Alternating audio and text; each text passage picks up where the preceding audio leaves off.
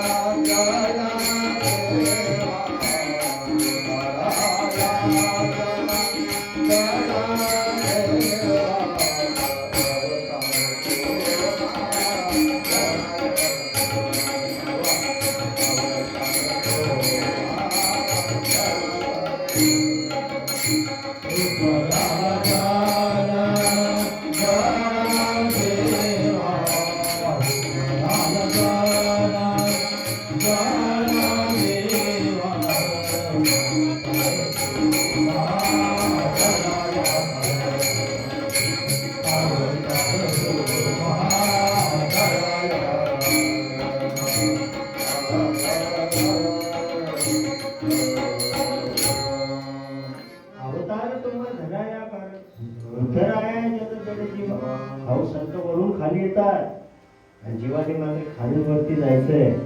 आम्ही वैकुंठवासी आलो याची कारणासी. आम्ही वैकुंठवासी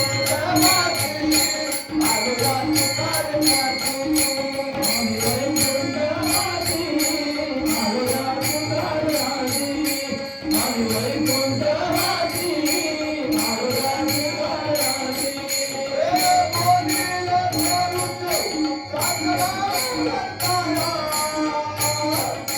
आलो याची कारणासी.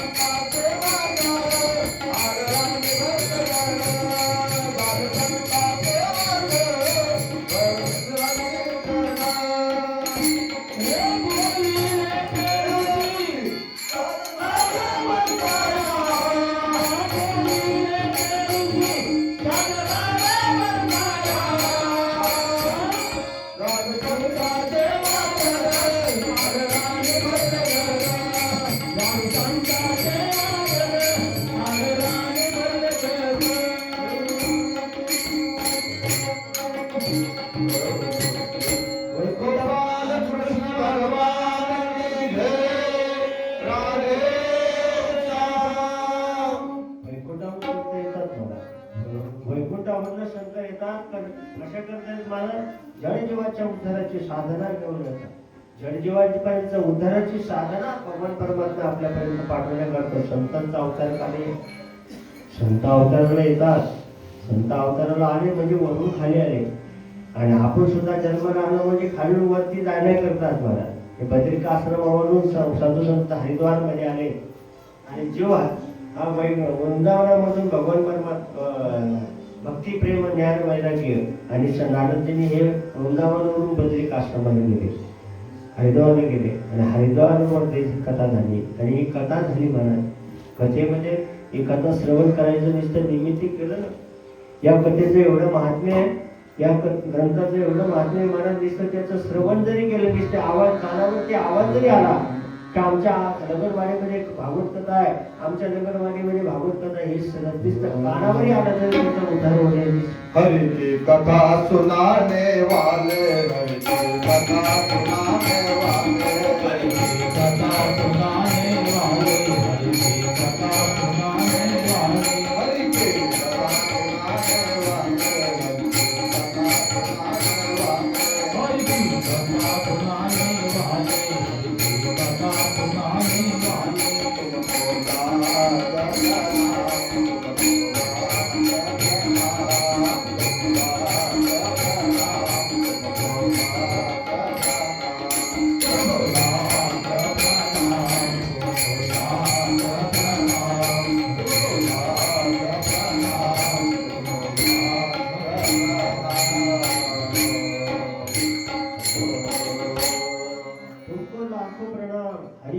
कथा सुनाने वालो. हो, हरीच्या कथा जरी आपण हरीच्या कथा म्हणजे आपण कथा जरी श्रवण केली आणि सांगितले महाराज तरी तेवढंच पुण्य आहे, तेवढंच पाप आपलं नष्ट होईल, तेवढंच पुण्य प्रदान होईल. अशी श्रीमद भागवत कथा. फक्त नारदांनी फक्त आवाज दिला लोकांना, लोकांना सांगितलं की हरिद्वार मध्ये कथा होणार आहे, भागवताची कथा होणार आहे, हरिद्वार मध्ये कथा होणार आहे. ज्ञान वैराग्य तेव्हाच तरुण झाले. जे वृद्ध झालेले होते, जे जर्जर झालेले होते, नुसतं श्रवणानं महाराज, नुसत्या आवाजानं महाराज, फक्त वाऱ्या सज्जनाचे माप वाऱ्या हाती, वाऱ्या हाती माप चाले सज्जनाचे, सज्जनाचं वाऱ्या हातानं माप चाललंय आणि सज्जनाचं परिणाम म्हणून ज्ञान वैराग्य तरुण झाले, भक्ती सुद्धा तरुण झाली. तरुण भाग्यवंत, तरणा भाग्यवंत नटे हरिकीर्तनामध्ये तरणा सुद्धा, म्हातारे सुद्धा तिथं नाचतात म्हणत, म्हातारे सुद्धा तरुण होतात. पण कधी भक्तीमध्ये रस आला. नाचूंगी नाचूंगी नाचूंगी मैं नाचूंगी.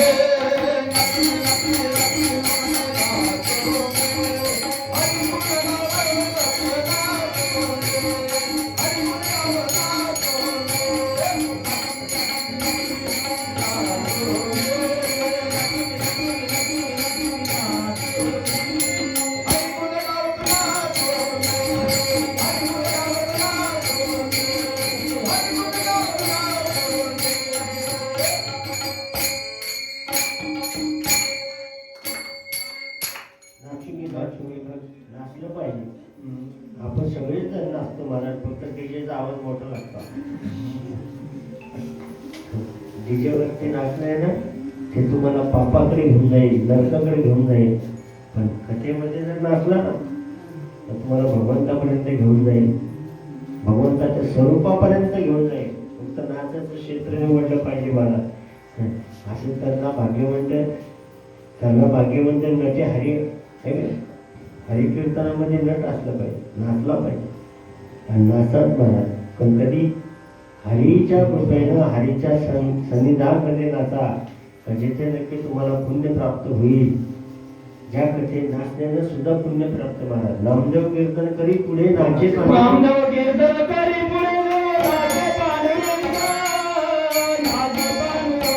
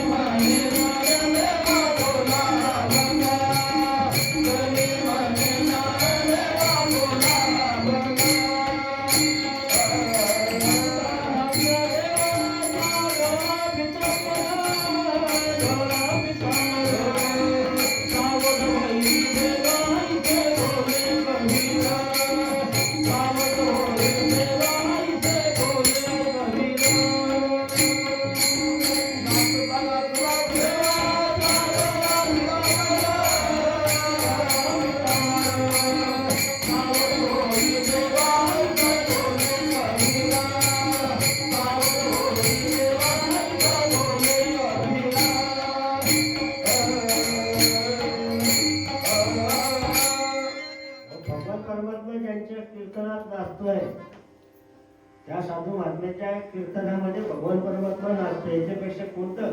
हो, आपण प्रत्येक कथा कीर्तन करत असतो ना, शोधायचा पत्ता आहे महाराज. ज्ञानोबरायांची गोवी महाराज. मी हरपले,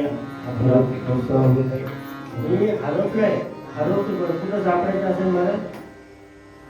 हे आपणा हरपलं की आपणा या भक्तांच्या संगती, भक्तांच्या कीर्तनामध्ये सापडतो महाराज.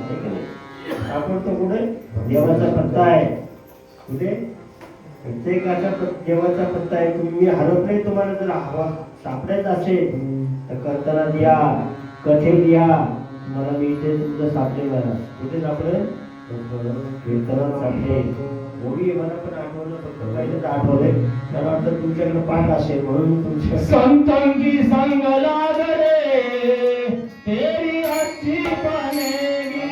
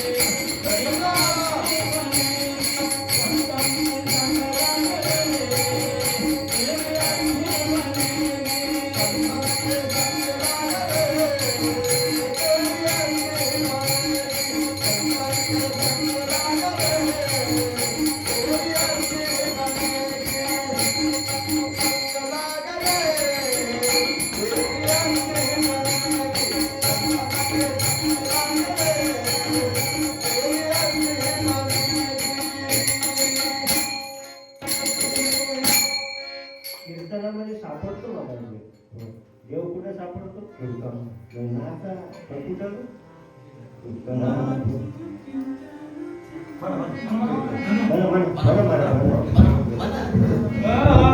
नाचू कीर्तनाचे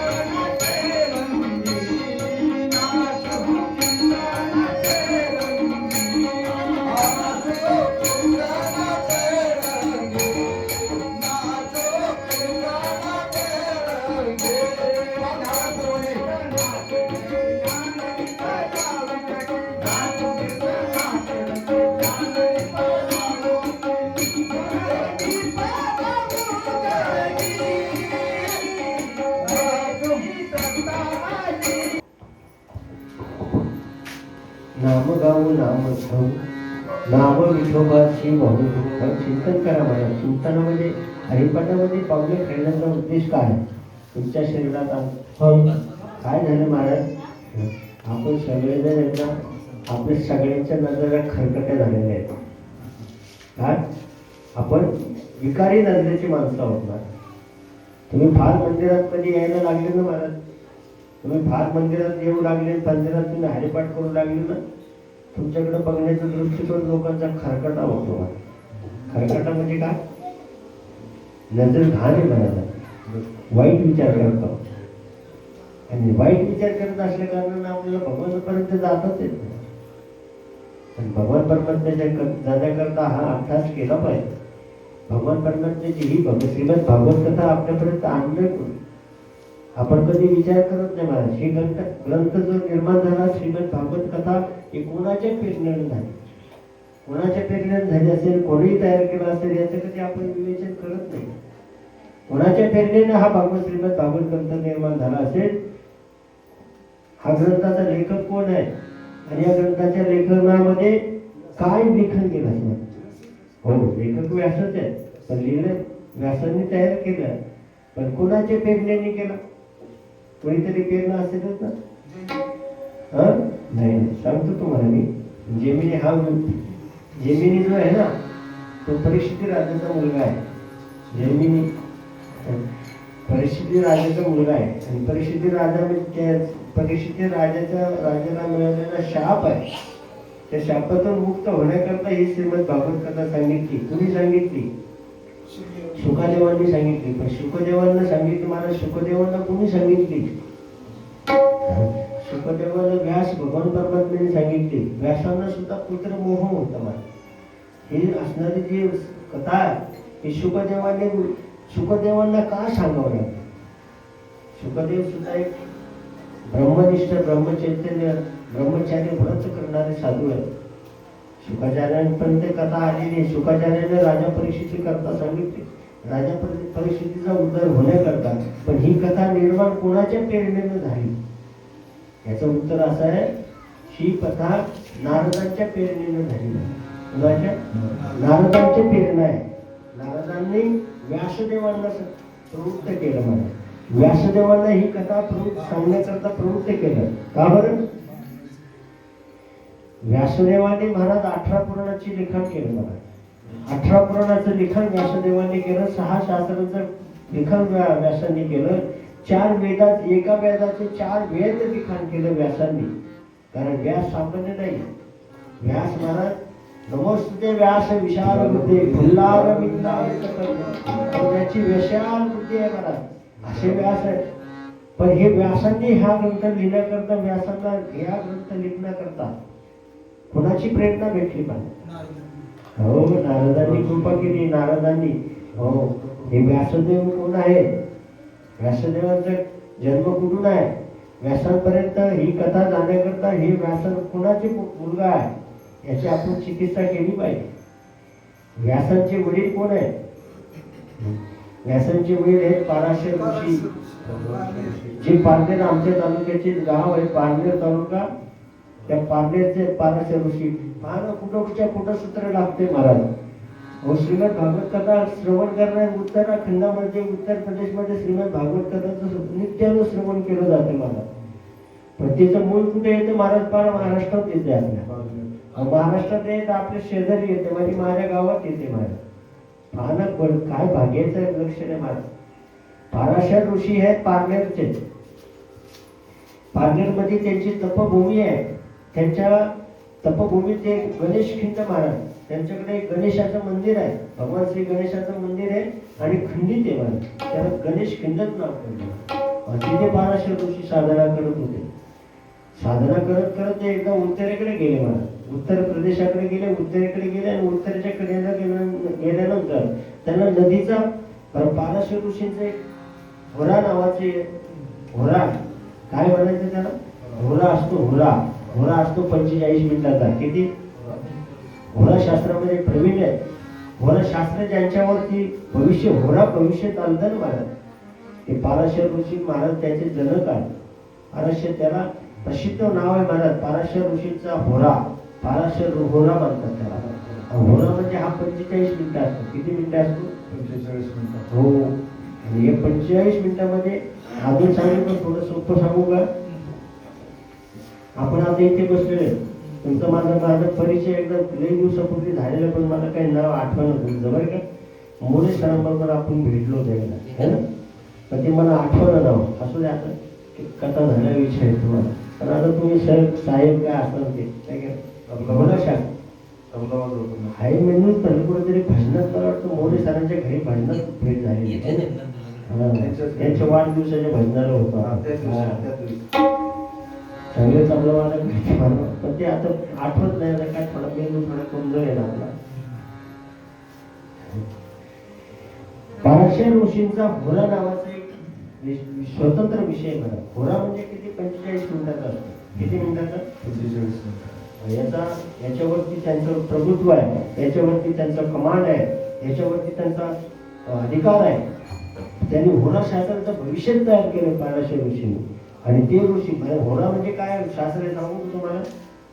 आपण आता सगळेजण इथं बसलेले आहे की नाही. काय करा महाराज, फक्त म्हणजे सांगतो, लगेच प्रेम करू नका, फक्त सांगतो तुम्हाला. असं हात लावायचा नाकाच्या मधोमध. कुठे लावायचा? हा, नाकाच्या मधोमध लावायचा. फक्त श्वास सोडायचा. काय करायचं? नाक तोंड बंद ठेवायचा. तोंड बंद ठेवून नाकाच्या नाकपुडीतून फक्त श्वास सोडायचा. समजा इकडच्या बाजूने जर श्वास लागला, वारा लागला आपल्या नाकाला, नाकातून येणारा वारा, तर तुमचं काही महत्वाचं काम असेल तर तुम्ही लगेच करू शकता. पण डाव्या बाजूला जर तुमचा तो श्वास नागपुडीतला हवा लागली तर मग काय करायचं महाराज? 45 मिनिटं काहीच करायचं नाही, गप्प बसायचं, शांत बसायचं. किती मिनिटं? 45 मिनिटांनी पुन्हा श्वास बदलणार महाराज. तुमचा पुन्हा उजव्या बाजूचा स्वर तयार होतो. त्याला हे सूर पाराशर ऋषीने लावला. कुणी लावला? पाराशर ऋषी लावला. आपल्याला महत्वाच्या कामाला जायचं ना मेजर साहेब, लक्षात ठेवा. इथून पुढे तुम्हाला प्रवास करायचा आहे. कारण का तर तुम्ही चुकीच्या होण्यामध्ये जर घर सोडलं, काही वेळेस तुमचं काम होणार नाही. तुम्हाला काहीतरी गाडीच पंक्चर होईल, कुठं काहीतरी होईल, काहीतरी अशा घटना घडणार बघा. पण जर तुमचा स्वर जर बरोबर असेल, उजव्या बाजूचा स्वर असेल ना, तुम्ही एखाद्या कामात तर तुमचं पटकन काम होईल. काहीच करायची गरज नाही. आपण भविष्य वेळ पाहायचे नाही. आपण काय पाहायचं? फक्त होरा पाहायचा. याचा शोध पाराशर ऋषीने लावला. असे उत्तरेकडे जात असताना उत्तरेच्या नदीच्या पलीकडे जायचं होतं. नदीच्या त्या यमुनेच्या त्या किनाऱ्याला जायचं. आणि यमुनेच्या अलीकडच्या बाजूला जी नौका होती, जी नावडी होता, तो नावडी काय तिथे नव्हता. पण काय झालं? नावडीची मुलगी होती. नावडीची मुलगी होती आणि नावडीची मुलीला ऋषीने सांगितलं, म्हणजे मी तुम्हाला पलीकडे सोडण्याची व्यवस्था करतो. आता त्या नावडीच्या मुलीचं नाव आहे मत्स्यगंधा. काय नाव आहे? मत्स्यगंधा. तिचा माशासारखा वास येतो. तिचा माशासारखा वास येतो म्हणून तिला नाव मत्स्यगंधा. काय झालं? मत्स्यगंधा. म्हणजे तिचं नाव आहे सत्यवती. तिचं नाव अजून अनेक नाव आहेत मला, पण ती दुर्गंधी आहे. तिचं नाव दुर्गंधा पण आहे. ती दुर्गंध आहे. दुर्गंधी तिच्या शरीराचा दुर्गंध असा वास येतो, दुर्गंधा पण आहे. आणि ऋषीने सांगितलं महाराज की मला पलीकडच्या किनाऱ्यावरती घेऊन जा. पण पराशर ऋषीने त्या नावेत बसल्याबरोबर त्यांचा होरा लक्षात आला. काय लक्षात आलं? होरा लक्षात आलं की कुमारिका आहे, कुमारिका असणारी जी मुलगी आहे ती आता नाव वडवणार आहे. नाव वडवायला सुरुवात केली आणि नाव वडवत असतानाच त्या ऋषींना त्या होऱ्याचं लक्ष आलं. होरा असा होईल आताच्या वेळामध्ये जर समागम केला तर त्याच्या पोटाला भगवान परमात्मा स्वतः अवताराला येईल. आता पहा, नाव बोलवते मुलगी, कुमारिका मुलगी आहे आणि ऋषी वयवृद्ध आहे, तपोवृद्ध आहे, ज्ञानवृद्ध आहे, शरीर पण. मग तिने त्या ऋषीने विचारले त्या मुलीला, कुमारिका, हे बालिका, मला तुझ्या बरोबर समागम करायचा आहे आणि आता जर समागम केला तर एक दिव्य असा भगवान परमात्म्याचा अवताराला येईल मला. आता ती मुलगी लहान मुलगी, अवकळतं का म्हणजे तुम्हाला एवढी तुमची दाढी पांढरी झाली, केस पांढरे झाली आणि तुम्ही माझ्या कुमारी, तर तुमचं माझ्या वयाचं किती अंतर आहे? अगे तसं नाही. आत्ताचा जो होरा आहे ना त्याचा भगवान परमात्म्याचा अवताराचा होरा आहे.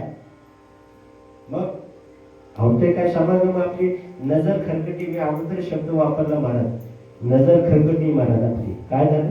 आपले विचार खरकट आहेत, आपले विचार नालायक आहेत. अजून म्हणू का गाडी वाईट वाटत महाराज? अहो तसं नाही महाराज. भगवान परमात्मा अवताराला यायचं म्हणजे काय दिव्य अवस्था असेल, दिव्यता असेल त्याच्यामध्ये. दिव्य असल्याशिवाय भगवान परमात्मा अवताराला येतच नाही महाराज. पण आपली नजर खरकटी असल्या कारणानं, हलकट असल्या कारणानं आपण ते वाईट विचार करतो. अहो म्हणजे ऋषी महाराज मी तयार आहे, पण आपली नाव पाण्यामध्ये आहे ना. त्यांनी तपोवनावरती नाववरती घेतली महाराज, पाण्यापासून वर घेतली. हो, त्यांनी अजून म्हणले महाराज पण मी कुमारिका आहे ना. ते म्हणजे काळजी करू नको बा, तुझे कुमारत्व तुला कायम कुमारत्व देऊन टाकेल. साधूच्याकडे तपश्चर्या आहे, बलाचं बल आहे, तपश्चर्याचं बल आहे. त्या ऋषींनी त्यांना तेव्हाही आशीर्वाद दिला महाराज. अहो म्हणजे आपण दिवसा कार्य करतोय, सूर्यनारायण साक्षी, कर्माचा साक्षीदार भगवान नारायण आहे. भगवान नारायण कर्माचा साक्षीदार, भगवान परमात्मा दिवसाचा अंधार केला महाराज. आणि मग तिला 9 घटकामध्ये बाळ जन्माला आलं महाराज. 9 सेकंदामध्ये, 9 मिनिटामध्ये महाराज, 9 मिनिटामध्ये बाळ झालं. पण कसा बाळ झालं महाराज? संकल्प आहे, संकल्पाच्या युक्तातून बाळ जन्माला आलं आणि पुन्हा नाव पाण्यामध्ये घेतली. पुन्हा तिला कुमारीचं तिचं कौमार्य पुन्हा आपण तिला परत केलं महाराज. कौमार्य म्हणजे जी कुमार अवस्था होती, बाळ झालं पण. आणि बाळ झाल्यानंतर मात्र तिला मोह निर्माण झाला. कोणाला? त्या बाळाविषयीचा मोह निर्माण झाला. म्हणजे साधू माझ्याकडे द्या, मी आता त्याची आई आहे, मी त्याचं संगोपन करेन, मी त्याचं पालन पोषण करेन. मग त्या भगवान परमात्म्याचा अवतार आहे, तोच भगवान परमात्मा व्यास आहे, ते व्यासदेव आहे. व्यासदेव भगवान की जय महाराज. पण पराशर ऋषीने विचारलं, असं दिव्य बालक जन्माला आलं महाराज. त्या पराशर ऋषीने विचारलं, बघ माझी इच्छा आहे आणि तुझी इच्छा आहे सांभाळण्याची, पण आपण काय करू? या बालकाची इच्छा पाहू, बालकाची इच्छा काय असेल बालकाच्या इच्छेप्रमाणे करू. मग बालकाने विचार केला, बालकाच्या इच्छा प्रगट केली. काय प्रगट केली महाराज? त्यांनी ओळखलं महाराज, मी जर आई बरोबर राहिलो तर काय करेल? आज बालक मासे धरी, नाव पटवी, नावाचे वंदव्य करेल किंवा नावाचे ह्यापर्यंत प्रवाशाला तिकडून आणून सोडेल, यज्ञदान घालेल महाराज. आणि काय करेल? करून करून मासे पकडले. मग आईकडे थांबण्यात म्हणजे माझा स्वार्थ नाही, मला जो ध्येय मिळाला, जो ध्येय कशा करता मिळाला? भगवान परमात्म्याच्या चिंतना करता मिळालेला. मग काय करा? त्या बालकाने सांगितलं, आई बघ तुझी क्षमा मागतो, तुझ्या चरणावरती विनंती करतो, मला वडिलांसोबत जाऊ दे. वडिलांसोबत गेल्यानंतर माझ्याकडे मला दिव्य ज्ञान प्राप्त होईल, भगवान परमात्म्याची कृपा होईल. पण एक आई तुला वचन देऊन ठेवतो. आईला एक वचन दिलं. काय वचन दिलं? तू जेव्हाही मला आठवण करशील, जेव्हाही माझं तू स्मरण करशील, त्या क्षणाला मी तुझ्याजवळ हजर असेल. आईला वचन दिलं मला. सत्यवती, तिचं नाव सत्यवती. तिला भगवान परशुरामाने तिला असं म्हणजे पहिला जो माशाचा वास होता ना, त्याला एक असं नाव दिलं मला, योजननंद नाव दिलं मला. योजनापर्यंत तिचा सुगंध दरवळत असत. त्या कुमारिका बालिकेचं योजनापर्यंत, योजन म्हणजे किती? 100 कोस. हो, तिचं त्या एरियामध्ये असेल तर त्या एरियाचा त्या संपूर्ण सुगंधच दरवळायचा महाराज. एवढं ती नाही म्हणून तिने योजनगंधा सुद्धा नाव आहे. सत्यवती तर आहेच, ती पुढे जाऊन सत्यवती महाराज पुढे सांगतोच नंतर तुम्हाला, ती राजा शंतनूची पत्नी आहे. पुढे जाऊन तिचा विचार वेगळा आहे. मला 1200 ऋषीच्या पासून जन्माला आलेले व्यास भगवान सांगायचे. व्यास भगवान आहे, भगवान परमात्म्याचा अवतार आहे, भगवान परमात्म्याचं स्वरूपच आहे. व्यासदेव भगवान परमात्म्याच्या कृपा आशीर्वादाचं फळ आहे. आणि मग ते काय करतात महाराज, 18 पुराणाचं लिखाण केलंय, 6 शास्त्रांचं पुराण केलं, 4 वेदाचं लिखाण केलं. अहो त्याच्या पुढचं सांगू का महाराज, 1.25 लाख श्लोकाचं महाभारतीय ग्रंथ लिहिला महाराज. किती? 1.25 लाख श्लोकांचा ग्रंथ आहे. महाभारतामध्ये किती श्लोक आहेत? 1.25 लाख श्लोक आहेत. आणि 1.25 लाख श्लोक लिहिण्याचं लिखाणाचं कार्य कोणी जर करत असेल, कोण करेल महाराज? भगवान परमात्म्याच्या गणपती बाप्पानं तो ग्रंथ लिहिला आहे.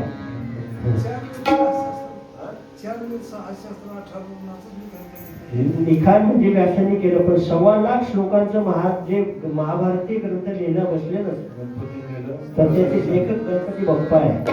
गणपती बाप्पा आपल्याकडे सुट्टीला येतात महाराज. हे 10 दिवस आपण गणपती बाप्पा बसवतो ना, आपण ते गणपती बाप्पाला विश्रांती करता आलेले. आपण त्याचे विश्रांतीच्या मध्ये भंग पाहतो आणि आपण तिथे डीजे लावून बसतो महाराज. काय गणपती बाप्पाचे लेखक आहे ते, महाभारती ग्रंथाचे लेखक सांगणारे व्यासदेव आहे, पण लेखक आहेत ना ते गणपती बाप्पा आहे. गणपती बाप्पाने लिहिलं आणि त्या दोघांमध्ये करार झाला. लिहायचं ना महाभारती ग्रंथ लिहायच्या अगोदर गणपती बाप्पा काय म्हणत, बुद्धीची देवता आहे का? गणपती बाप्पा कोण आहे? बुद्धीची देवता आहे. जिच्याकडे बुद्धीचे वैभव आणलेलं आहे, तिथे एका केशराचं सकल सिद्धी, बुद्धीची देवता गणपती बाप्पा आहे की नाही? मग लेखक बुद्धीचा आणि बुद्धीचे लेखक गणपती बाप्पा आहे. पण व्यासदेव सुद्धा बुद्धीचे महाराज. नमोस्तुते व्यास विशाल बुद्धी, विशाल बुद्धी असणारे व्यासदेव आहे. आणि त्यांनी ग्रंथ लिहायला बसले महाराज. नमोस्तुते व्यास विशाल बुद्धे, फुल्लार विंदा येत पत्र नेत्र येन. भगवान परमात्मा विशाल बुद्धी आहे महाराज. पण विशाल बुद्धीचे असणारे जे व्यासदेव आहे आणि विशाल गणपती बाप्पा बुद्धीची देवता आहे. गणपती बाप्पा सुद्धा बुद्धीची देवता आहे महाराज. पण त्यांनी लिखाण करण्याकरता बसले. दोघांमध्ये एक विचारविनिमय झाला, दोघांमध्ये एक करार झाला. भगवान गणपती गणरायाने सांगितलं, तुम्ही सांगायचे बंद झाले कमी आहे, तुम्ही सांगायचे बंद झाले कमी निघून जाईल. व्यासदेव म्हणजे हो चालेल. व्यासदेवाने व्यास महर्षीने सांगितलं हो चालेल. मग पण मी सांगितलेल्या श्लोकाचा अर्थ सांगायचा, अर्थ लावायचा आणि मगच लिहायचा. काय करायचं?